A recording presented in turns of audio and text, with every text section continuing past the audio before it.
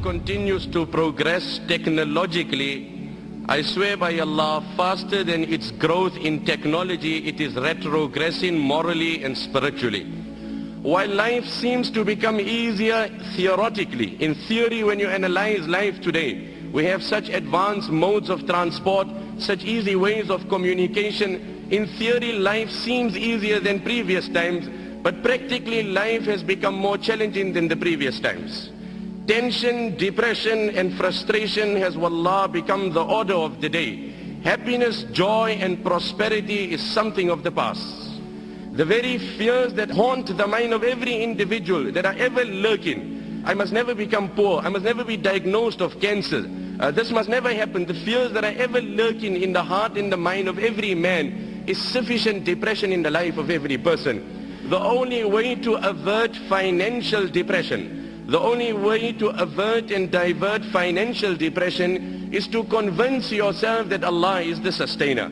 When you've convinced yourself that Allah is the sustainer, now the fluctuation in the currency, the fake predictions of the economists, the competitors in the market will not make a difference to you. So this is the modern day poverty. That in the midst of affluence there is no joy. In the midst of comfort and luxury there is absolutely no joy.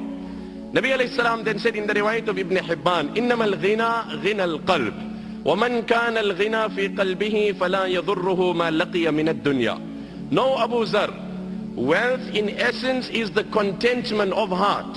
And no Niagara Falls and no Victoria Falls can give you that contentment that is divine from Allah. وَمَنْ كَانَ الْغِنَى فِي قَلْبِهِ, the one who has contentment in his heart, فَلَا يَضُرُّهُ مَا لَقِيَ مِنَ الدُّنْيَا, then no amount of calamities and tragedies will harm this man, will depress this man. Nothing in this world will depress this man. Like they say, money can buy a house but not a home. Money can buy you a bed but not sleep. Person can be sleeping, on water bed, as they say. Insomnia is a medical condition that's only growing in the world, deprived of sleep. And on the other hand, there is a beggar, a pauper, sleeping under the tree in mid-traffic. The people are driving, people are busy, engaged, and he's enjoying the divine sleep of Allah in the shade that Allah has provided. I swear by Allah, the greatest contributing factor to depression is guna. Ask that young boy who after he takes a pill and he's on a buzz and he's on cloud 9 and he's floating somewhere else, as soon as he becomes sober, he goes through such depression that he's left with one of two options.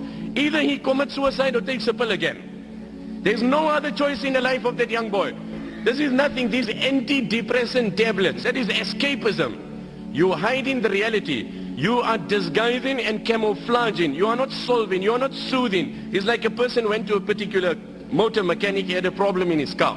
He says, you know what, as I'm driving there's this very strange and peculiar sound coming out and I can't trace the problem. So the motor mechanic had a look at the car, but he couldn't trace the problem. He says, you know what, I can't really find anything, but I got a way out. I can solve the problem for you. If it really bothers you while driving, just put your radio a bit louder.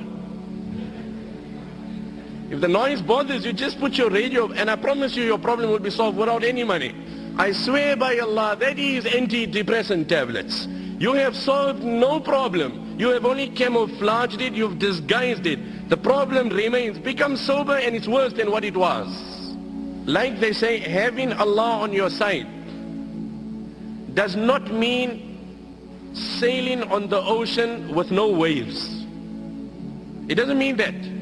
But having Allah on your side means sailing in such a ship which no storm can sink. That is what it means. It doesn't mean you will not have storms.